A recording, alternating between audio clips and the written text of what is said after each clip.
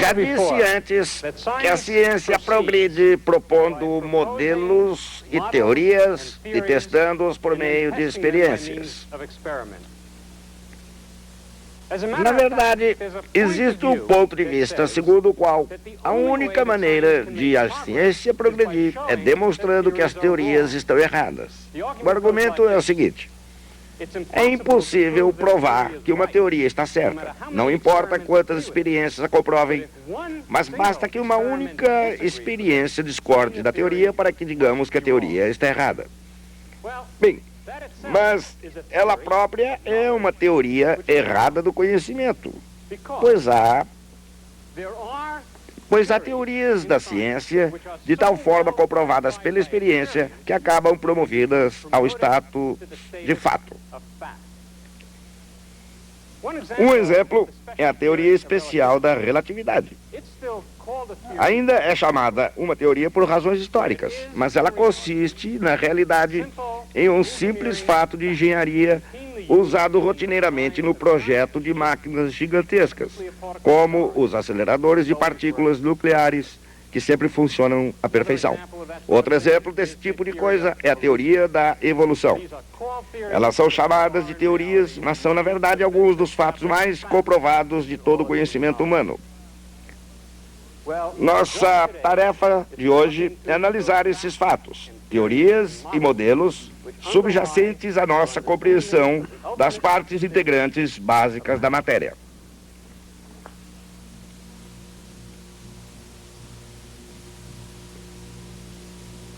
O longo e sinuoso caminho até o átomo, do próprio átomo ao seu núcleo, e na direção das partes integrantes básicas da matéria, é assinalado por marcos que são as teorias e os modelos.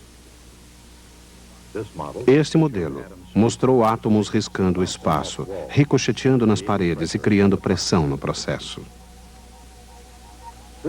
Este outro ilustra como os átomos de gases interagem e como se unem em líquidos e sólidos. E este outro mostra os átomos formando moléculas. Aqui está o átomo, mostrado como um íon, no qual falta o elétron mais externo. Essa imagem ajudou a explicar a formação dos metais. Mas a questão permanece: por que existem tantos modelos? Em outras palavras, por que alguém simplesmente não observa e descobre com o que realmente um átomo se parece? Porque para que possa ser visto, um objeto precisa ser grande o suficiente para refletir a luz. E o maior átomo é 1000 vezes menor que uma onda de luz. No sentido literal, nenhum átomo jamais será visto. E para complicar ainda mais a situação, o núcleo é talvez 100.000 vezes menor do que um átomo. Mesmo assim, a função deste aparelho é investigar não a aparência de um átomo, nem mesmo a aparência do núcleo de um átomo. Sua função é investigar as partes internas dos prótons e nêutrons, que, por sua vez, são as partes internas do núcleo. Para isso, é necessária uma maquinária impressionante. Uma maquinária que existe aqui, no laboratório Fermi, perto de Chicago. Mas este trabalho exige também uma nova espécie de maquinária mental. Uma maneira de construir e testar modelos que permitam aos olhos da mente observar o que os olhos de verdade não podem ver.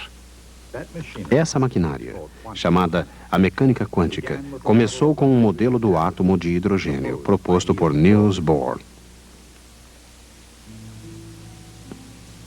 No modelo de átomo de Bohr, o elétron só pode existir em certas órbitas, nas quais o elétron gira em torno do núcleo, como se fosse um planeta em redor do Sol. Louis de Broglie teve uma ideia de por que isto acontecia. Os elétrons são ondas que só podem existir em órbitas, onde interferem de maneira construtiva. E isto pode acontecer se a circunferência da órbita for igual ao comprimento de onda, ou 2 vezes o comprimento de onda, ou 3 vezes o comprimento de onda, ou ainda qualquer número inteiro, n vezes o comprimento de onda. Mas, por mais brilhante que fosse essa ideia, ela não seria ainda a última palavra. Erwin Schrödinger, um físico austríaco, compreendeu que, em vez de estar confinado a uma órbita, uma onda de matéria-elétron podia existir em qualquer lugar do espaço tridimensional. E ele formulou as regras para descrever esse comportamento. Essas normas revelaram-se, no mínimo, surpreendentes. No entanto, e este é o teste de qualquer modelo novo, seu sucesso foi quase além das expectativas. Acontece que a nova mecânica quântica de Schrödinger podia descrever o átomo de hidrogênio com a mesma precisão e detalhe do modelo de Bohr, e aí muito além. Isto é, ela explicava não apenas o átomo de hidrogênio, mas todos os átomos de todos os elementos do mundo. Em outras palavras, a mecânica quântica de Schrödinger podia explicar nada menos que a tabela periódica dos elementos. Qual é, então, a natureza essencial dessa nova mecânica quântica? E qual a sua diferença do modelo de Bohr? Mesmo sem entrarmos em todos os detalhes, muita coisa pode ser compreendida com a simples aplicação do princípio de incerteza de Heisenberg. Por exemplo, um elétron tem pouca massa e deve, portanto, ocupar uma região relativamente grande do espaço. O próton, pelo contrário, possui tanta massa que simplesmente não precisa ocupar qualquer espaço. O resultado é o átomo de hidrogênio quântico mecânico, um minúsculo núcleo maciço cercado por uma nuvem que representa o elétron. Mais precisamente, a nuvem representa a provável posição do elétron. E essa probabilidade é maior perto do núcleo, diminuindo rapidamente à medida em que dele se afasta. No entanto, a probabilidade de encontrar o elétron numa determinada distância do núcleo aumenta a princípio só porque o volume de uma camada a essa distância aumenta.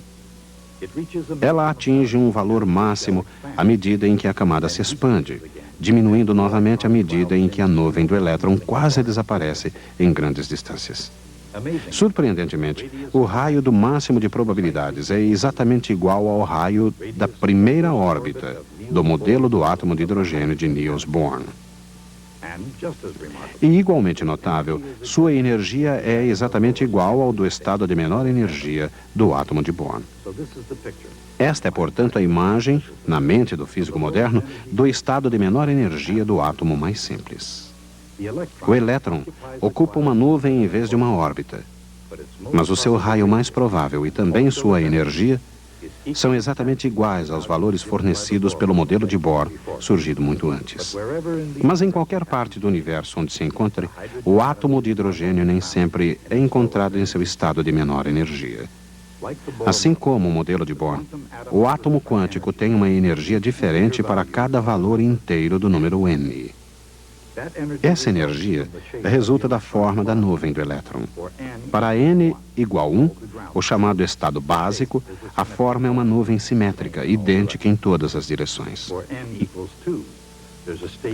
No caso de n igual 2, há um estado com uma nuvem esférica dupla, uma dentro da outra, mas para o mesmo valor de n e, portanto, a mesma energia, há também um estado com uma nuvem em forma de uma rosquinha de leite, que chega a parecer uma órbita. Este estado tem outro número inteiro, L igual 1, a ele associado. N e L são chamados números quânticos. E como a nuvem não é realmente uma órbita, ela é chamada orbital. Existe outro orbital, por exemplo, com os mesmos números quânticos, N igual 2 e L igual 1. O mesmo N significa a mesma energia e o mesmo L significa o mesmo momento angular. Na mecânica clássica, qualquer órbita tem um momento angular definido. Na mecânica quântica, certos orbitais possuem momentos angulares positivos, começando com o menor valor permitido, um pouco mais do que h barra, mas o componente vertical é exatamente igual a h barra. Isto no caso de uma orbital com L igual 1. No entanto, embora o componente vertical seja determinado com exatidão, a direção precisa do momento angular é incerta. Ela pode estar em qualquer ponto da superfície deste cone. E ao invés de estar em órbita, o elétron se encontra num orbital com a forma de uma rosquinha. Assim, para n igual 2 e L igual 1, o orbital do elétron é uma rosquinha em redor de um eixo vertical. O momento angular está em qualquer ponto de um cone em redor do mesmo eixo, e seu componente ao longo do eixo é exatamente h barra. Mas esta não é a única possibilidade. Com os mesmos números quânticos n e L, o momento angular pode ser horizontal. Na verdade, ele pode apontar para qualquer lugar do plano horizontal. Neste caso, seu componente vertical é exatamente zero e seu orbital não é uma rosca, mas duas nuvens. Uma para cima, outra para baixo no eixo. E, finalmente, seu momento angular pode se inclinar para baixo, produzindo uma imagem reflexa do orbital do estado de cima. Assim, como a mesma energia e momento angular, n igual 2 e L igual 1, existem três estados quânticos distintos. Eles podem ser chamados superior, intermediário e inferior. Mas, ao invés disso, um novo número quântico, m, recebe os valores mais 1, 0, menos 1. E a história, naturalmente, não acaba aí. Para n igual 3, existe todo um novo conjunto de orbitais. Esferas concêntricas para L igual 0, roscas concêntricas para L igual 1, e também nuvens duplas para cima e para baixo. Esses correspondem, novamente, a m igual 1, 0 ou menos 1. Mas L também pode ser igual a 2. Esses estados aparecem numa versão de rosca particular, uma nova variedade com rosca para cima e outra para baixo. E outra com uma rosca e duas nuvens. Essas correspondem a m igual mais 2, mais 1, 0, menos 1 e menos 2. Assim, temos, portanto, a arquitetura básica de todos os estados quânticos do átomo de hidrogênio. N pode ser qualquer inteiro positivo começando por 1. E para cada n, os valores inteiros de L são permitidos de 0 a n menos 1. Finalmente, para cada L, m pode ir de mais L a menos L. Esta mesma estrutura básica servirá para descrever não apenas todos os possíveis estados do átomo de hidrogênio, servirá também para explicar toda a tabela periódica de todos os elementos químicos. Os gregos acreditavam haver 4 elementos básicos: terra, ar, água e fogo. Com o passar do tempo, foram sendo descobertos mais e mais elementos, e no século XX, o seu número chegou a quase 100. Mas apesar de toda a sua diversidade, todos os elementos devem a sua existência a uma trindade de partículas subatômicas: nêutrons, prótons e elétrons. Como o hidrogênio, cada elemento tem muitos estados de energia.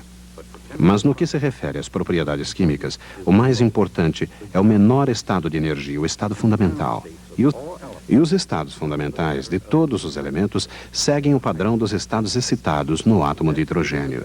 Isso acontece em virtude de duas propriedades quântico-mecânicas muito especiais do elétron. Uma é o fato de o elétron apresentar um movimento de rotação chamado spin. Isto não quer dizer que ele gire literalmente como uma pequena esfera newtoniana, mas possui um momento angular intrínseco como se girasse. Sua magnitude é um pouco inferior a h barra, e seu componente vertical é exatamente a metade de h barra. E assim como o momento angular de um orbital, o momento angular do spin pode ser encontrado com igual probabilidade em qualquer direção ao longo de um cone. Esse cone e sua projeção vertical podem apontar para cima ou para baixo. Essas são as únicas possibilidades. Não existem situações intermediárias. O segundo truque também tem a ver com a natureza quântico-mecânica inerente ao elétron. Dois elétrons não podem ter jamais exatamente o mesmo estado quântico. Em outras palavras, a probabilidade de dois elétrons ocuparem o mesmo estado é exatamente zero. Isto significa que dois elétrons não poderão ter jamais exatamente os mesmos números quânticos no mesmo átomo. Mas o spin em si é um número quântico.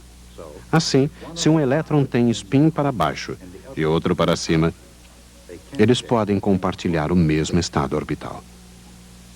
Essas são, portanto, as regras fundamentais que governam os elementos químicos, a matéria da vida e de tudo mais no mar, na terra e nos céus.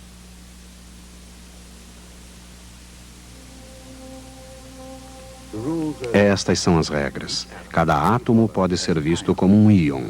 O núcleo, mais os elétrons internos, com um elétron externo final necessário para completá-lo. Esse elétron ocupa o orbital e spin de menor energia disponíveis. Por exemplo, dois elétrons são permitidos no orbital com N igual 1 e L igual 0.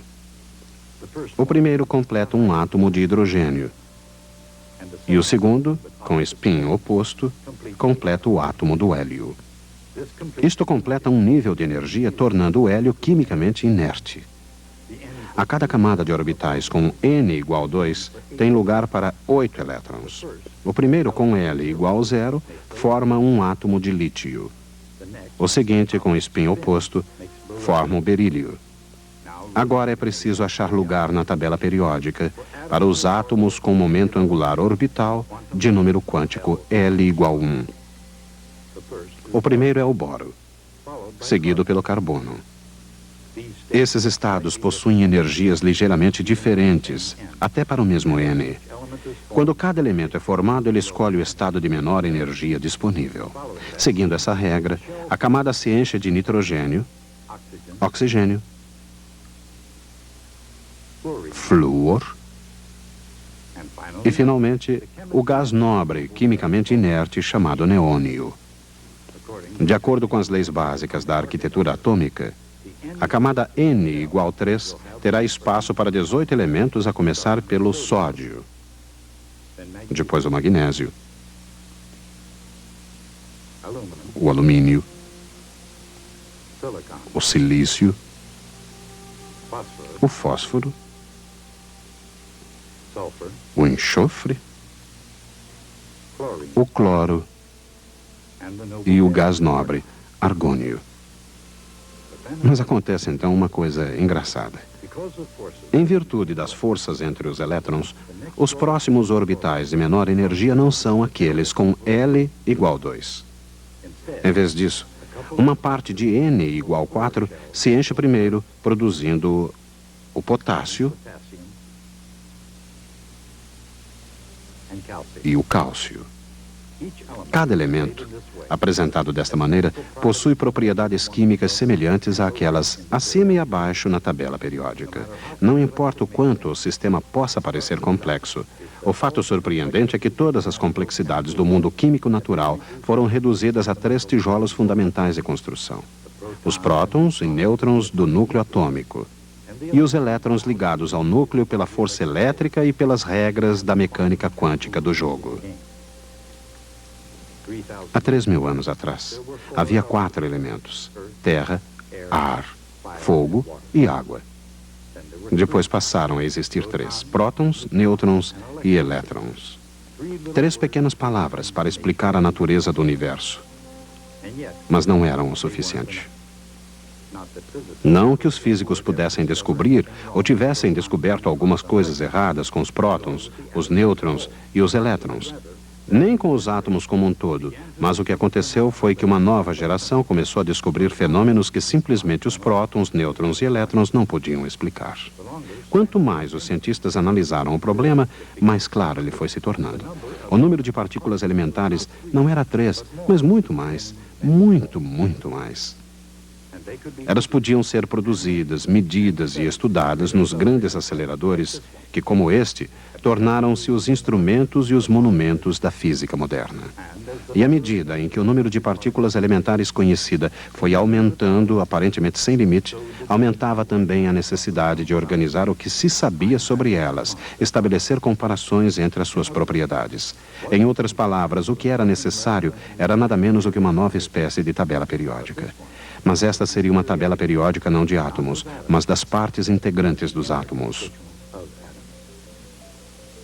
O nêutron e o próton são parentes próximos e pertencem a uma família maior de 8 partículas com propriedades semelhantes. E cada uma dessas partículas possui uma antipartícula com a mesma massa, mas de carga oposta. Além disso, para cada partícula e para cada antipartícula existe outra com propriedades semelhantes, mas uma massa maior. E para cada uma delas existe uma outra de massa ainda maior, e assim por diante. Assim, enquanto um grupo de cientistas, os experimentalistas, trabalhavam nos grandes aceleradores buscando evidências de novas partículas elementares, no entulho das colisões entre as velhas, outros cientistas, os teóricos, trabalhavam igualmente duro para encontrar ordem na cada vez maiores complexidade e proliferação de partículas. E num notável exemplo de como a história se repete, descobriu-se que os padrões das partículas elementares, assim como a tabela periódica dos elementos, poderiam ser explicados se as partículas, como os próprios átomos, também tivessem partes integrantes internas. E como as partes integrantes do átomo, elas eram 3. Eram chamadas quarks. As formas vermelhas grandes representam os quarks up e possuem uma carga elétrica positiva de 2/3. Enquanto os 2 tipos de azuis menores são chamados quarks down e quarks estranhos e possuem menos 1/3 da unidade elementar de carga. Eles se combinam de maneira que cada partícula completa possui uma carga de 1, 0 ou menos 1 vezes a carga de 1 elétron. Cada quark também tem spin e se reúne para imprimir a cada partícula o mesmo spin quântico de um elétron. As partículas de maior massa, lembrem-se de que na física moderna mais massa significa mais energia, possuem os mesmos conjuntos de quarks, mas estão também em órbita, explicando a energia extra. Isto acontece com esta e outras famílias. Partículas elementares compostas de partículas ainda mais elementares em combinações de estados quânticos. Como o próton, o nêutron e o elétron, os 3 tipos de quarks, chamados up, down e estranhos, talvez sejam apenas mais um capítulo na saga da estrutura atômica. Outros 3 já foram postulados. Os mais recentes chamam-se charm, top e bottom. E cada um desses tipos tem um antiquark. Será que eles realmente existem? Como um modelo brilhante, um pouco de sorte e uma máquina muito grande, eles talvez possam ser encontrados na esquina.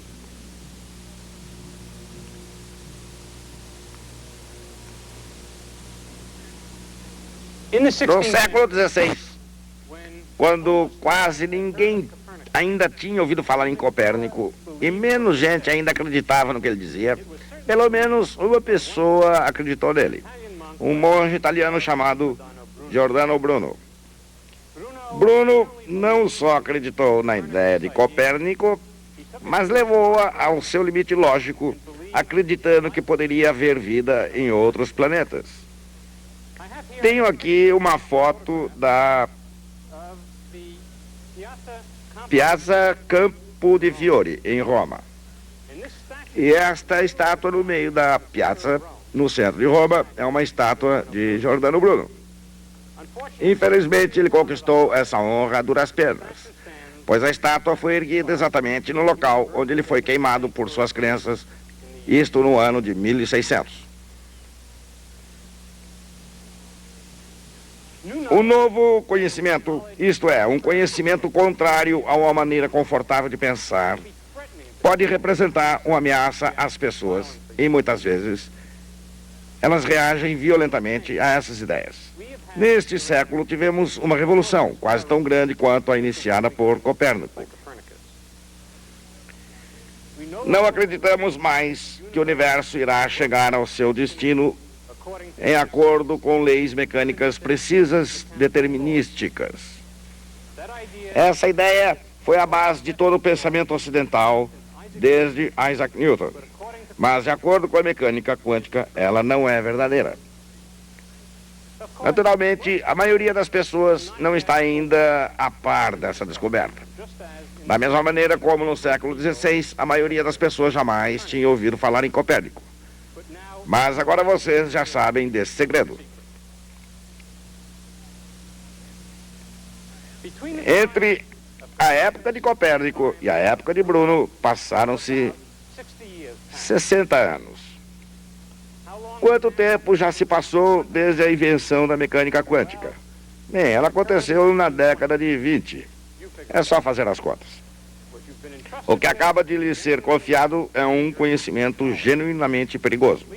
Por favor, tenha cuidado ao voltar para casa. Até a próxima.